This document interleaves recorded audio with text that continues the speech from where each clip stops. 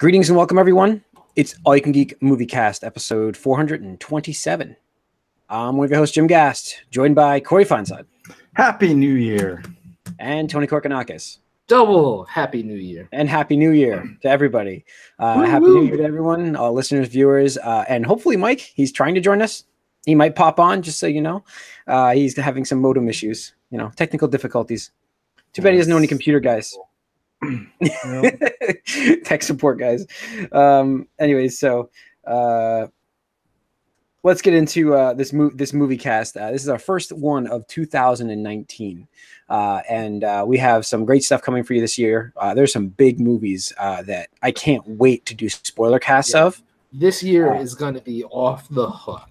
Yeah, probably the biggest year in a long time, right? I mean, Avengers 4, we have Star Wars Episode 9. Mm-hmm.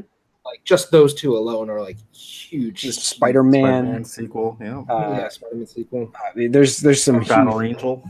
Battle Angel next month. This month, Marvel. Yeah, Captain Marvel could be huge. I'm looking at anyone? Yeah, now you went too far. But I'll tell you though, Aquaman is killing it right now at the box office. Like it is. We did see that. We didn't talk about that on the podcast actually. What's that? Right. We saw it. It wasn't. We didn't get the chance to talk about that because we didn't. So yeah. No, it basically we went and saw that. I think all of us saw this at some point. We all saw this. Did we? Tony, you saw this? Not Aquaman? yet. Oh, you didn't see Aquaman yet? I'm like, I was just thinking, wow, another movie we all saw again. So it's a fun movie for those wondering. Just give you a spoiler-free rendition here. There might be a spoiler cast of this coming up at some point, though. Really realizing that we actually have all four of us watching this, but it's a lot of fun. It's not like it's fun. No, it's not a bad movie. It's not an exceptional movie. It's like a December popcorn flick is the best way I can describe it. It's definitely better than Venom, and it's got some great action.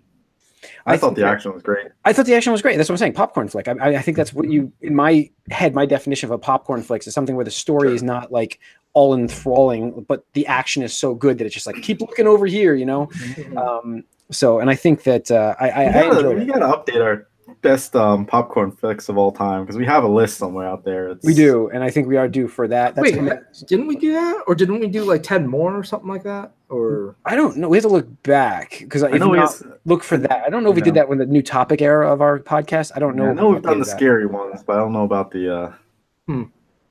We have to look back. A consensus like top 5 popcorn flick list. I don't know if we've pulled that together, so we'll have to see. And it's always due for updating. Popcorn flicks are always coming out fast and furious. The thing I like the most about Aquaman is they let Jason Momoa be that character, and they knew what they were doing. Like, I know what this is. Like, just run with it, kind of thing. And then, I like that they knew what they were. They weren't trying to be anything more than that.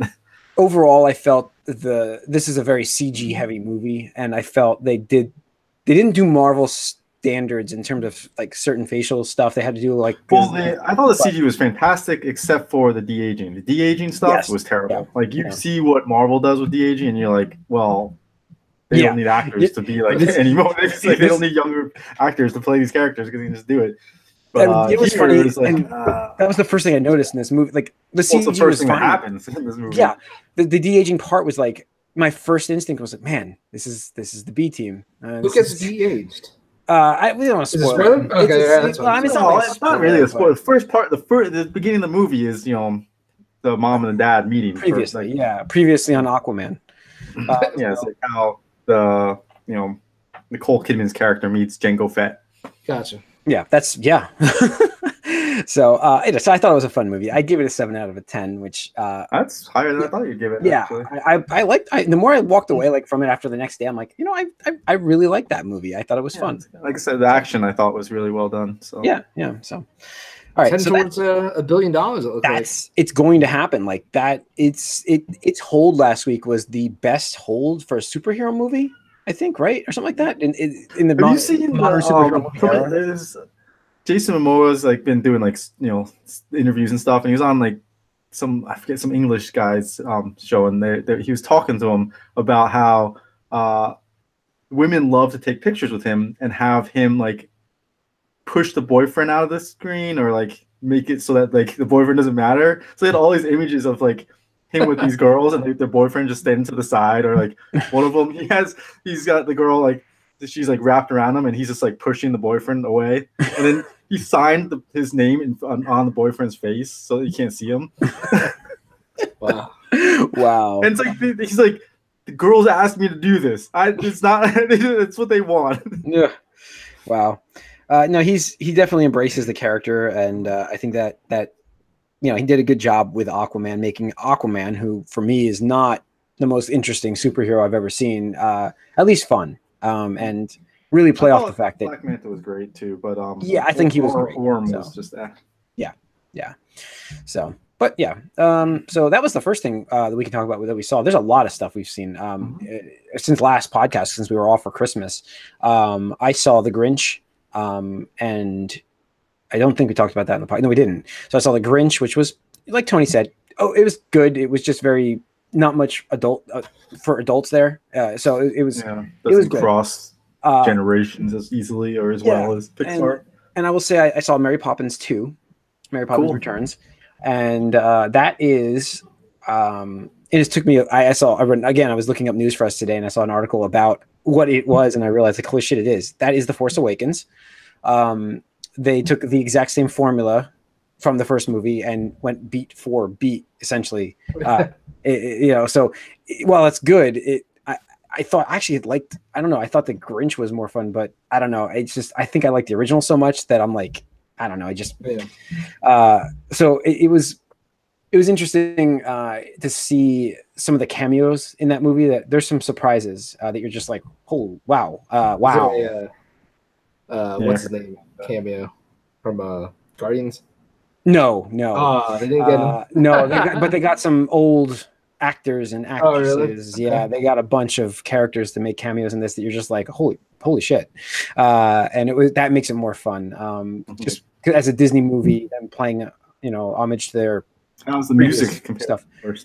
Music is very good. It's just, it does follow similar tones from the first movie. Is the best way to say it? Supercalifragilistic? No, but there's a song, not like that, but there's a song, like every song in this movie, you can kind of compare it to the previous movie's songs. Like you're like, okay, this is like an enhanced, like there's an enhanced version of that in this. It's not Spoonful of Sugar. They don't say it, but it kind of has the same beats to it. So it wasn't a bad movie for the next generation. Yeah, it is, and I'm sure the kids love it. And it was good. It was good. It just, I don't know if I'd say phenomenal. Like there's people like giving that great scores, and I wouldn't go that far, but I did enjoy it. It was better than Aquaman, but I'm not saying it's different movies though. Yeah. So I saw that, and then I also saw what else did I see? I saw 3 movies that week. I can't remember what it was. Spider-Verse, The Grinch, Aquaman, Mary Poppins Returns. Oh, I didn't get to see Bumblebee yet. So that's what happened. I was supposed to go see that and couldn't go. But so that's it for me, really, what I've been up to. Mike, welcome to the podcast. Hey, Happy New Year, man. Happy New Year. Happy New Year, guys. Yeah. Got the technical difficulties out of the way, I hope? Yeah. Okay.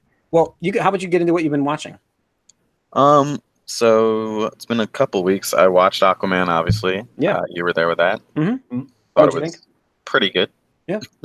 Good popcorn flick, right? We talked about that. It was fun. It wasn't like complex or anything, but it was good. Some things were needlessly complex, actually, but we won't get into that too deeply. It was fun though. A big spectacle of a movie. And then I just saw Spider-Verse. He made it hours ago. Yeah. Surprise everybody listening to this. We will be doing a spoiler cast on the Spider-Verse. You'll get it in this content feed. So that's coming tonight. So go on. Yeah. Would you quick? I liked it too. That's about it. Fantastic. I like it. We'll talk about more. We'll talk about it a lot more. So yeah, I liked it. Cool. All right, Corey. Not too much actually. I'm trying to think, like just with the holidays and things like that. Just been running around dealing with that. All of those things, and with children, it makes it much more of an event thing for them. So just that got to watch some TV, but that's it. Aquaman was a big one, really. And Tony. Let's see. I also watched Spider-Man. Excellent. excellent movie. Yeah. Pretty much if you like Spider-Man or just superheroes in general, you pretty much owe yourself to watch it. I would go on a limb and say that, actually. Just the combination of everything is just one of those things where, like, on paper, this probably shouldn't have worked as well as it did, but and it just makes you wonder, like, what would that solo film have been with these two guys? Right? Yeah. It's, well, we'll never know. Maybe we wouldn't have gotten this if, for, how things. And if you want more, there's gonna be a Spider-Gwen and a sequel to this. Oh, sure. Yeah. Oh, no, there's no doubt. So no, they've already been announced. Yeah. And then I also saw Bumblebee, which was really good, actually. Still haven't seen it last night, though, right? No, still haven't. No, I know it doesn't matter at all. Like, I have not heard one single good thing about that movie from anyone. Like, even the fan sites of Transformers, nobody talks like anything good about that. Wow. I'm just that was very disappointing movie. Like, even in terms of 2, it's like it's there. It's like you're there, and that's it. You're near it. It's exactly. So this was a good return to form in terms of overall quality. It's probably the best one. I would say. I'm psyched to watch live action ones. I've actually heard that, and I'm that's why I'm trying to get to see this movie. And it's like, because Bay has some, like, you have to give Bay credit for some things with this Transformers movie, and like the bringing these characters to life and making it work, and the fact that, like, that first movie was just mind-boggling, like how it worked for a live-action film. And that's not a great film, obviously, but keeping all the great stuff Bay has and then bringing in someone with a fresh take, I think that can work really well. Yeah, it just started to get so, like...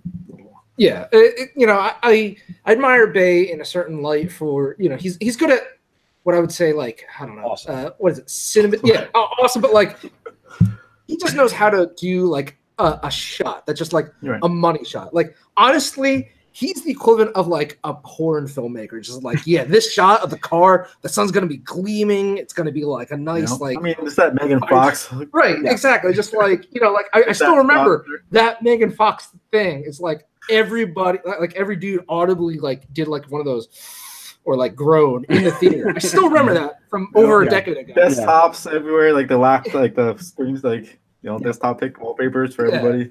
Exactly. So I you can respect and admire or not what he did, but obviously it's some of the other parts of filmmaking are not his forte.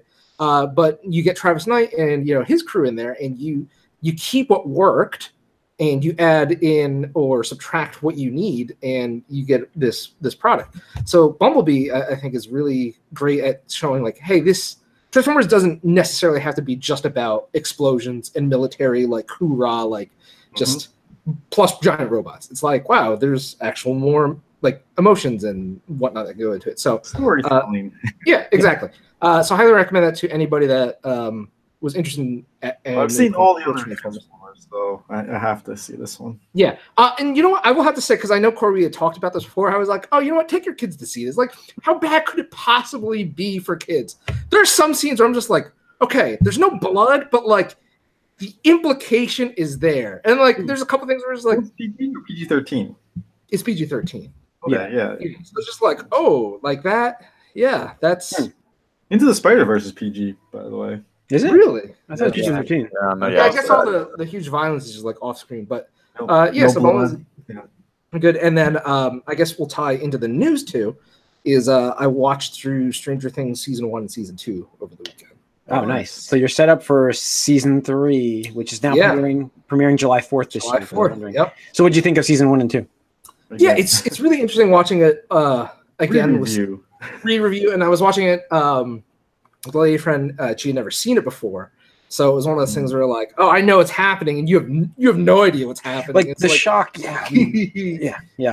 And I did that for season 1 with Amanda. I did that, and she obviously we watched season 2 together, but there's such a different feeling when you're watching that. Yeah. This is like I know it's coming, you do, and they ask you stuff, and then it's funny seeing like a lot of the references and like, oh, they were building up to this part later in the season. I see that. Okay, right, you get to catch things that you weren't really aware of before. Yeah, exactly. But yeah, other than that, that's it. I'll see Aquaman before we do our of the year. Not that I expect it to change my list. I think it's kind of locked in at this It point. could be in the other categories. Who knows? Yeah. Best Or other underwater categories. movie. Yeah. I will say that again, as we mentioned, Stranger Things season 3 was announced that it will be premiering July 4th this year. So that's an interesting Got that poster timetable out for there, it. yeah. Interesting timetable for it. Don't Yeah, you it think? showed the kids. It looks like there was a bit of a time jump, like we had talked about. Yeah. Looks like they're. Well, it sounds like it's juniors taking or- place during that time period, so it's like Mhm. So it's a 4th of July movie. Mhm. Okay. Yeah, they're like 1 month can change everything, and it's like, interesting. I think it's one summer. One summer. Or was it 1 summer? Okay, I think yeah. that was the time. Yeah, That's, what it the whole says. thing. Yep. Take place around like Yeah. it makes me think of Sandlot and stuff. We've got news about episode 9 from John Boyega, aka Finn, mentioning that episode 9 will take place 1 year after The Last Jedi. So we have that Time news jumps. starting right now. Oh, of course. And then this article came out about the Carrie Fisher family, Carrie Fisher's family being thrilled at what's been done with Princess Leia's character on the fact that, I mean, she will not be in episode 9, right? Or there's no form of her. Or are they reusing footage?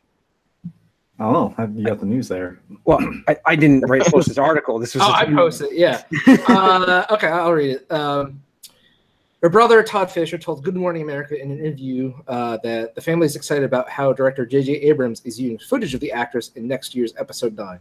Okay. We're not allowed to talk about the details of anything, but we're thrilled at what's been done. Fisher stressed that the footage of his sister in the as-yet untitled film would be fresh. There's a lot of minutes of footage. I don't mean just outtakes. This is unused new content that could be woven into the storyline. That's what's going to give everybody such a great kick. It's going to look like it was meant to be, like it was shot yesterday. So, Interesting. we'll see. Yeah, we'll see how they integrate. Now, they obviously aren't going to be doing CG work with her, and we'll see what they do with this integration for it. She was supposed to be a major point of this movie, so it's going to be interesting how they change the story for it to match that. Now that she can't be a major character, so Filming had to have wrapped up for that already, right? Like, did it? No, I don't think so. No, I don't think. Yeah, I think that that's you're right though, Tony. Usually that's done by now, and they're just doing post processing, but it's not wrapped. Interesting. So there's always reshoots. And there's always I reshoots. mean, where they can That's the point. Like Tony's also talking, but right now they usually schedule reshoots, and they're already in post. It is running a little late. I think it's supposed to wrap soon, though. I remember reading it will be done within the next 2 weeks or something like that. So that should be wrapped soon. Makes sense. Yeah. Let's see. And I had the last little bit here. This was a fun little post about the highest grossing movies of 2018 domestic. I just had to put this up here. Oh, yeah, I saw this. This is an interesting list, and there's a theme to it. I don't know if you guys can see the theme. So, it was like a top 15 thing, which it was interesting to see Detective Chinatown 2 on there. This is international. I'm sorry. This is both, right? This is worldwide box office. Yeah. Is it? I don't know. I was looking. It's not domestic. It's well, I guess not, but whatever. So we have The Meg at 530.2 million at 15. Detective Chinatown 2 at 544 million. Operation Red Sea, again, it's another hit in China, 579 million.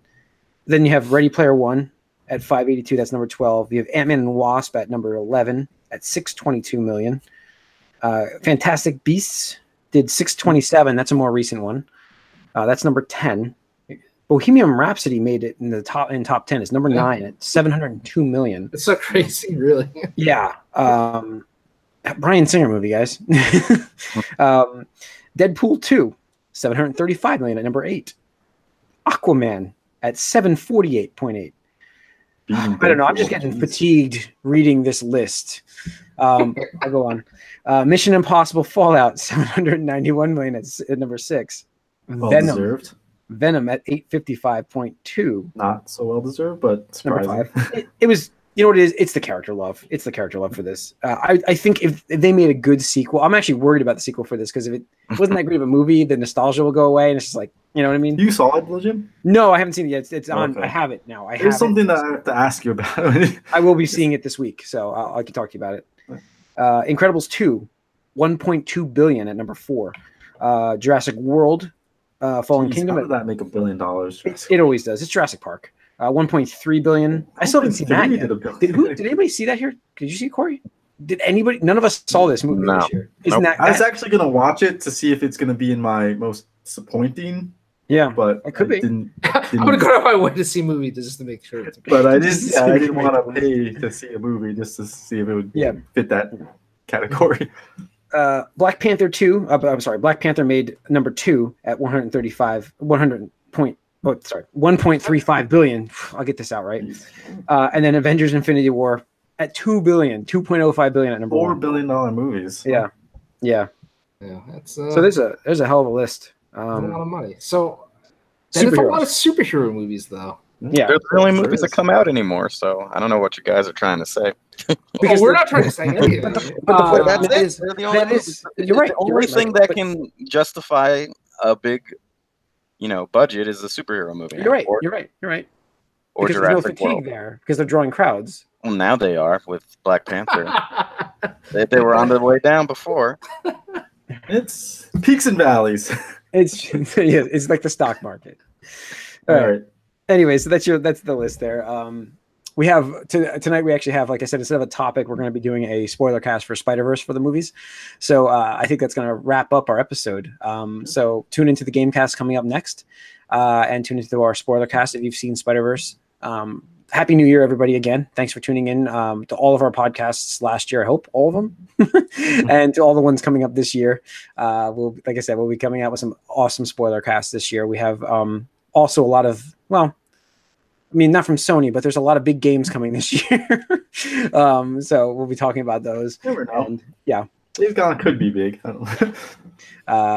So thanks for tuning in. Write us podcast@allyoucangeek.net. Follow us on Twitter, All You Can Geek. Like us on Facebook, and subscribe to our YouTube channel.